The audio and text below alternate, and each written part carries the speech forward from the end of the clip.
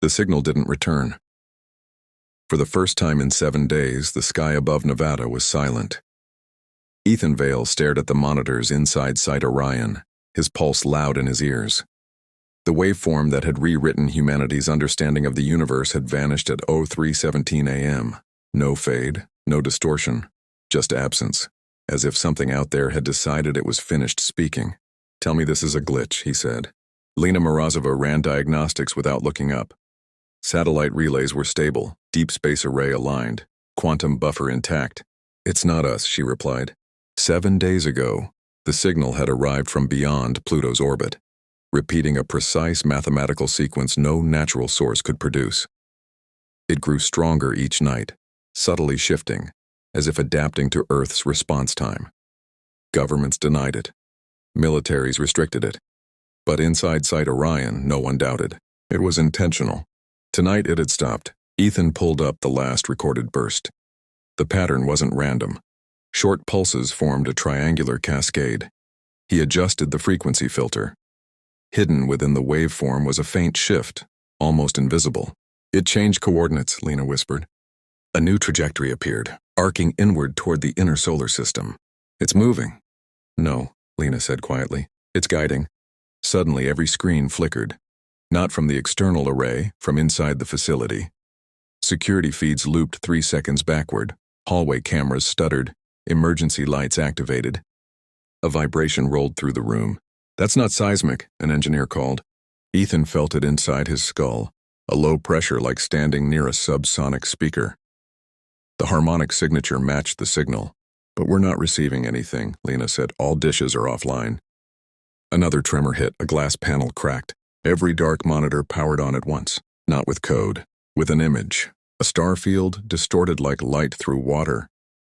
At the center, something vast rotated slowly, folding inward along impossible angles. Not a ship, not a planet.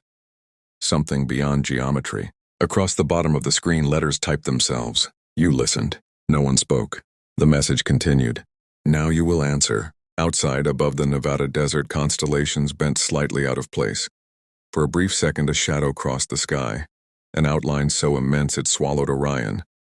Ethan felt the pressure spike again, sharper now, focused, searching, selecting. Deep beneath Site Orion, servers activated without command. A transmission began, not outward into space, but inward, spreading through terrestrial networks, jumping satellites, entering every connected system on Earth. Phones vibrated, screens awakened, signals cascaded through power grids and defense networks alike. The silence hadn't been retreat, it had been proximity. The first phone rang at 03:26 a.m. Then thousands followed. Across the United States, screens lit up at the exact same second. No notification tone, no caller ID, just one line of text overriding everything else. "You are connected." Ethan watched the global network map bloom red across the projection dome. Civilian satellites, military relays, private servers. The signal wasn't hacking through firewalls, it was passing through them, as if permissions no longer applied. "Shut down external links," he ordered. "They're already isolated," Lena said. "It's not coming from outside." Another tremor pulsed through the facility, softer but deeper, like a heartbeat under concrete. On the main screen, the distorted star field shifted. The vast rotating structure moved closer, detail sharpening. Its surface wasn't solid. It flowed, folding into itself, layers sliding like living architecture. "It's not broadcasting from space," Lena murmured. "It's using us as the transmitter." Ethan felt a chill. "You mean the network?" "No, I mean human signal density, devices, power grids, brainwave interference." As if responding, the text on every screen changed. "Show us." Around the world, cameras activated without prompts. Laptops, traffic systems, security feeds. Billions of lenses opening at once. Site Orion's internal monitors split into cascading views. Cities at night, empty highways, sleeping suburbs, blinking hospital corridors. It was watching. "No outbound authorization," an engineer shouted. "It's rerouting visual data to a central node we can't trace." The pressure in Ethan's head intensified, not painful, curious, probing layers of thought like pages turning too quickly. He blinked hard. Images flashed behind his eyes.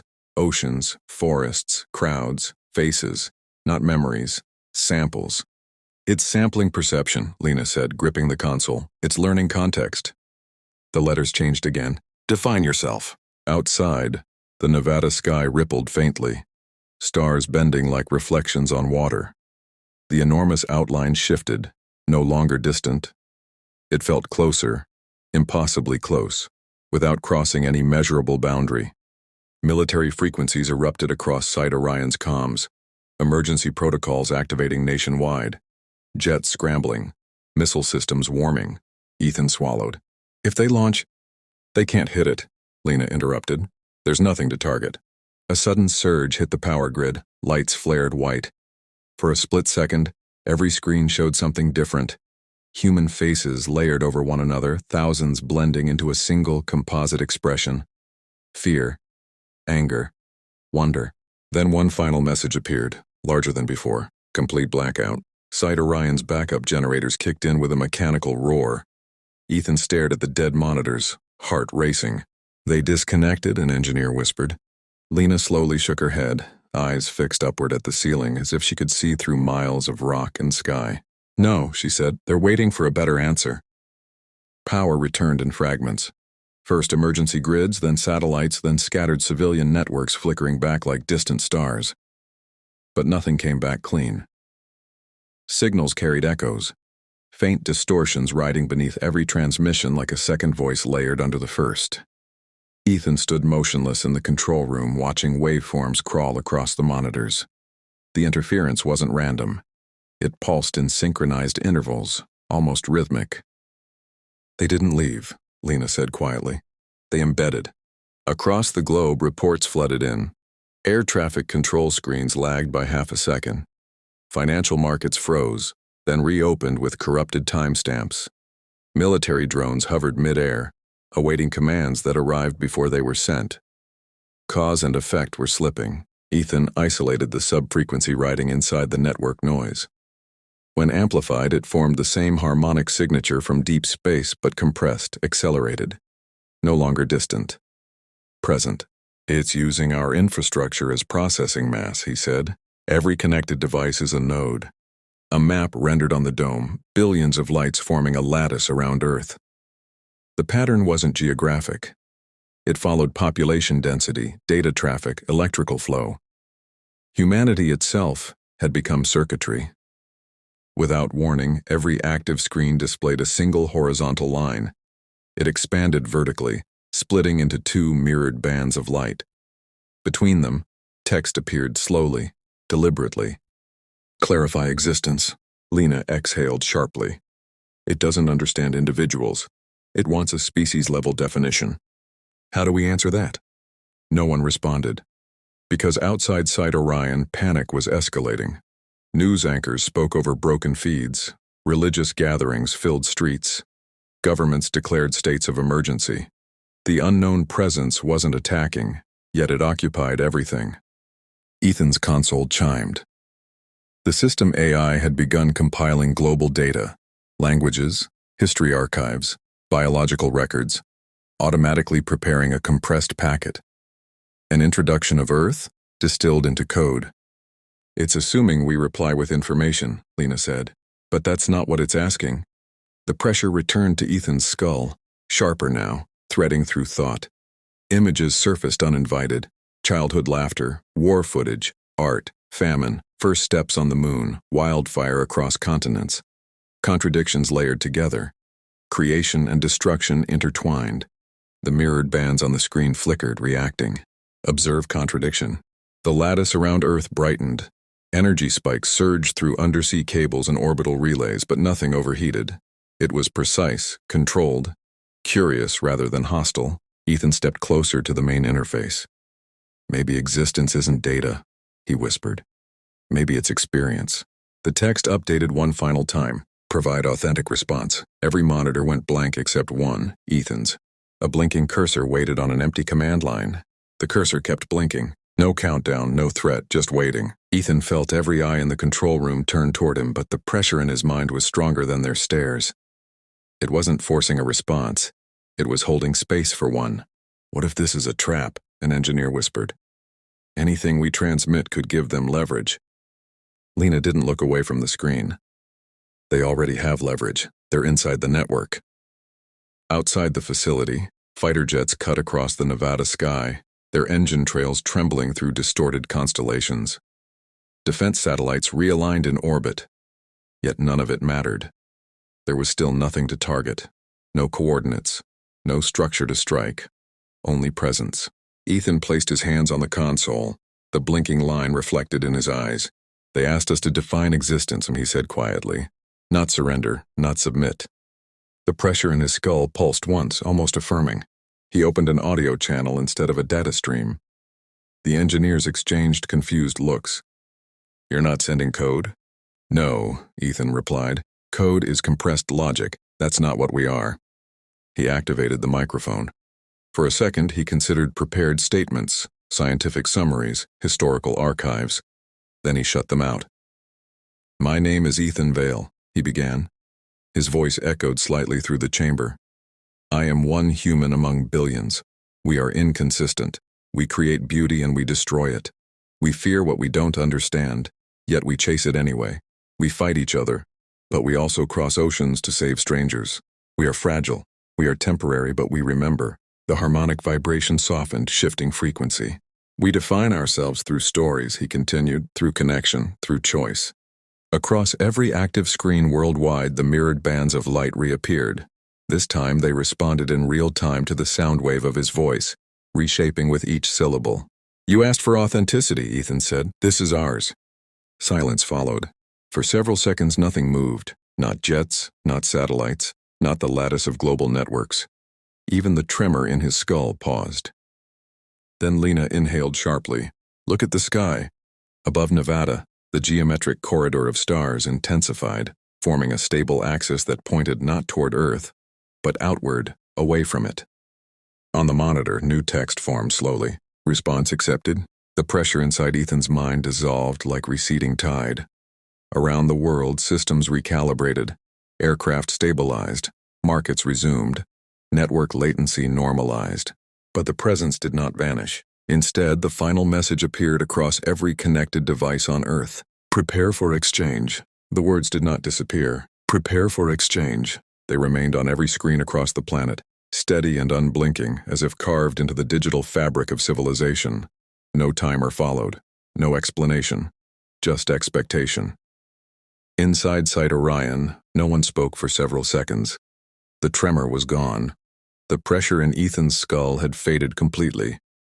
For the first time since the signal arrived, his thoughts were fully his own. Lena broke the silence. Exchange implies balance. Information for information? An engineer asked. Or perspective for perspective, she replied. Global networks began stabilizing in real time. The corrupted timestamps corrected themselves. Aircraft resumed course. Financial systems synchronized. It was as though the presence had deliberately restored order. Not retreating, resetting. Ethan replayed his recorded message. His voice sounded smaller than he remembered. Fragile, human. They responded to emotion, he said quietly. Not structure. The projection dome shifted automatically. The geometric corridor in the Nevada sky brightened, extending like a luminous bridge into deep space. Its alignment no longer fluctuated. It held steady, fixed on a precise vector beyond the outer planets. It's a path, Lena whispered. Not for them, for us. A new data stream formed on the central display, coordinates layered over propulsion models, gravitational assists, energy requirements. The numbers were far beyond current human capability. Yet the calculations were optimized, efficient, elegant. They're showing us how, Ethan realized. Across the world, observatories detected subtle changes in cosmic background radiation along the same vector. The corridor wasn't merely visual distortion, it was a mapped route, carved through space-time itself. Suddenly, the universal message updated. Begin when ready. No tremor accompanied it, no force, just invitation. Military command channels erupted with debate. Some leaders demanded immediate shutdown of all global networks. Others argued for immediate exploration. Scientists across continents were already analyzing the propulsion schematics appearing in fragments across research servers. The knowledge was incomplete, but intentional. A blueprint given piece by piece. They want reciprocity, Lena said. We define ourselves, then we act. Ethan stared at the stars forming the corridor. Humanity had always searched outward, through telescopes, probes, radio waves. Now something had answered, not with conquest, not with warning. With challenge. Around the globe, people stepped outside to look at the sky. In cities, in deserts, on ships at sea. The corridor shimmered faintly overhead, visible to the naked eye as a pale alignment among familiar constellations. Fear was still there, but so was awe. Ethan felt it too. For the first time in history, humanity was not alone in the universe. And for the first time, the universe was waiting for humanity to move first. No one slept that night. Across Earth, telescopes pivoted toward the corridor while governments argued behind sealed doors. The message remained unchanged. Begin when ready. It felt less like a command and more like a mirror, reflecting humanity's hesitation back at itself. Inside Site Orion, Lena projected the propulsion fragments into a rotating model. The design did not resemble rockets or ion drives. It curved inward, folding space-time locally instead of pushing against it. Not faster engines, shorter distances. They're teaching us controlled distortion, she said, a corridor generator. Ethan studied the energy equations. We don't have power sources capable of sustaining this. As if in response, a new data packet appeared on secondary research servers worldwide. Compact fusion lattice schematics, materials science breakthroughs embedded in layered encryption, not fully solved, guided. They're not handing us technology, Lena realized. They're accelerating us. News outlets shifted tone from panic to possibility. Universities opened emergency collaborations. Rival nations shared classified propulsion research for the first time in history. The presence had done what diplomacy never could. Unified urgency. Ethan stepped outside the facility just before dawn. The Nevada desert was cold and silent. Above him the corridor shimmered faintly, now steady against the lightening horizon. It no longer felt intrusive. It felt patient. His comm device vibrated. Global vote proposals were already circulating among world leaders, an unprecedented joint assembly to decide humanity's response. Launch an exploratory craft within a decade? A year? Attempt immediate prototype testing? What if this is still manipulation? One defense analyst argued over the secure line.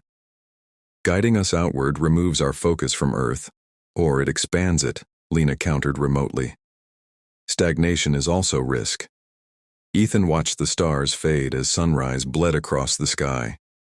For centuries, humanity had feared invasion from above. Now the unknown offered knowledge instead of weapons, but exchange implied equality, and equality required courage. Back inside Site Orion, the screens flickered once, gently this time. A final addition to the global message appeared beneath the first. Progress observed. Not praise, not pressure, observation. Ethan felt the weight of that word settle. They were being measured not by strength but by response. Collaboration instead of conflict. Vision instead of fear. He returned to the console, fingers hovering over the interface. We don't rush, he said to Lena. But we don't ignore it either. She nodded. We prepare properly. Outside, construction planning algorithms were already redesigning space agencies' launch facilities. Scientists across continents began translating the corridor mathematics into practical physics. Humanity had stepped onto a path without physically moving. Above the waking planet, the luminous alignment held steady, silent, immense, and waiting.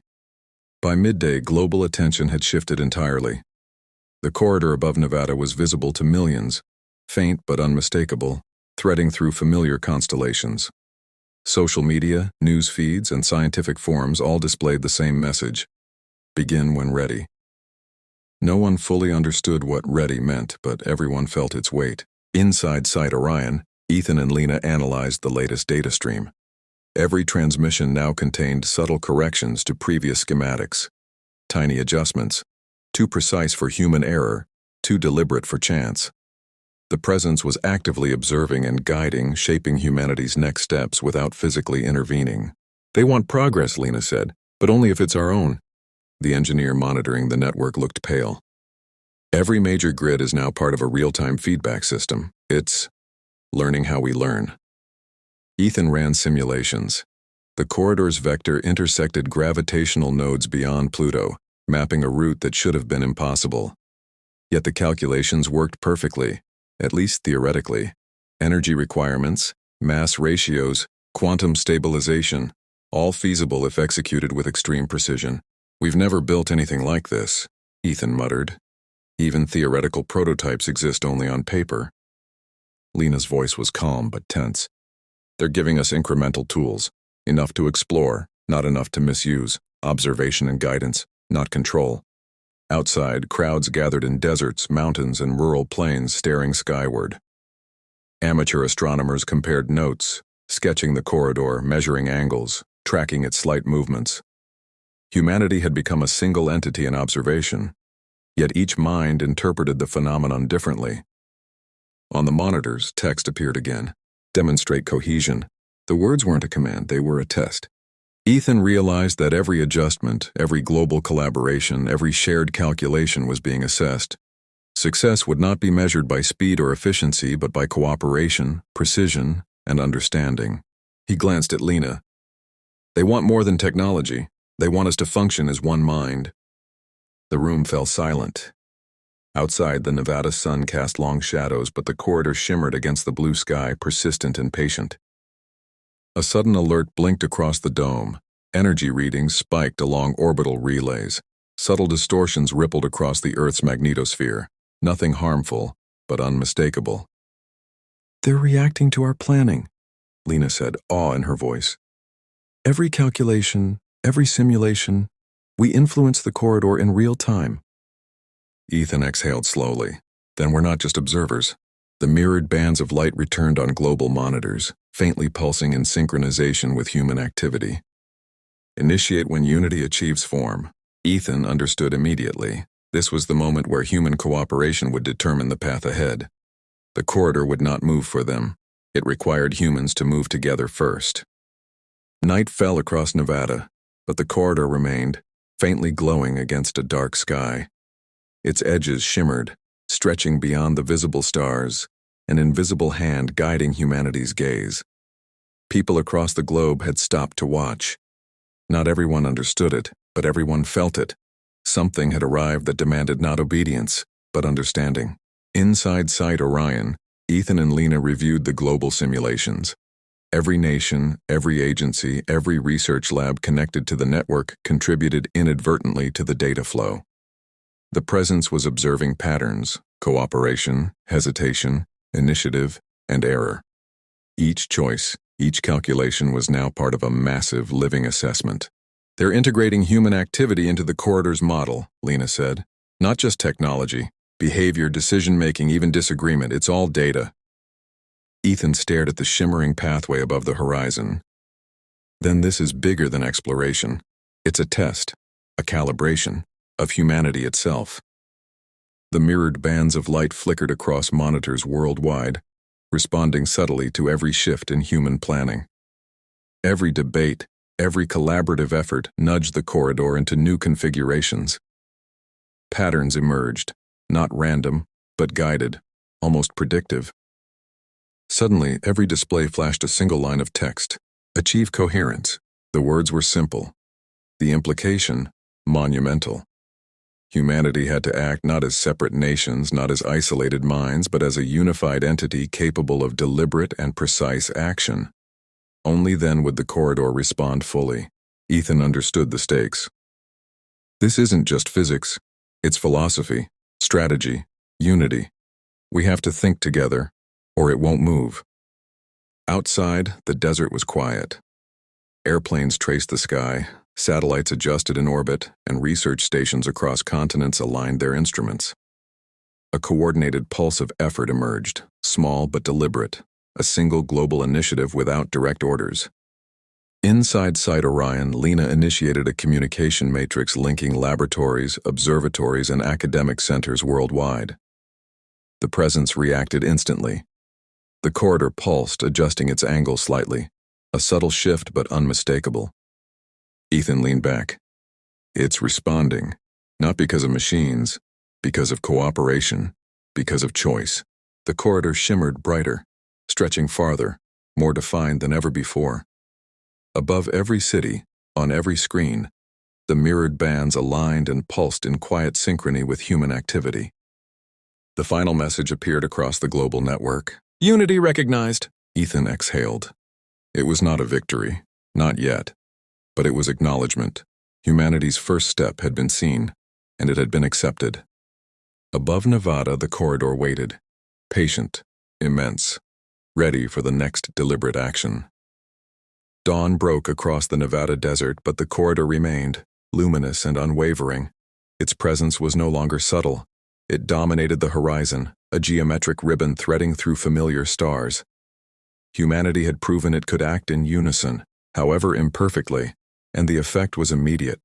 The pathway had stabilized, clear and calculable, yet still impossible by conventional means. Inside Site Orion, Ethan and Lena reviewed the latest data feed.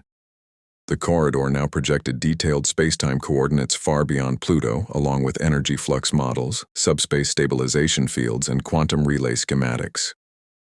The complexity was staggering, beyond anything human engineering had ever attempted.